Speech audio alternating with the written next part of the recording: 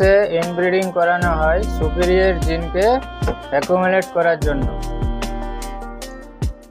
যেমন উদাহরণ হচ্ছে কোনো ছাগল খুব ভালো দুধ দিচ্ছে বা খুব ভালো মাংস উৎপাদন করছে, ঠিক আছে, বা খুব ভালো বাচ্চা দিচ্ছে, তার যে এই বৈশিষ্ট্যটাকে আমরা আগামী প্রজন্মে নিয়ে যাওয়ার জন্য আমরা ফার্মে ইনব্রিডিং করাই এবং এটা 2 থেকে 3 প্রজন্ম পর্যন্ত এটা করানো যায়।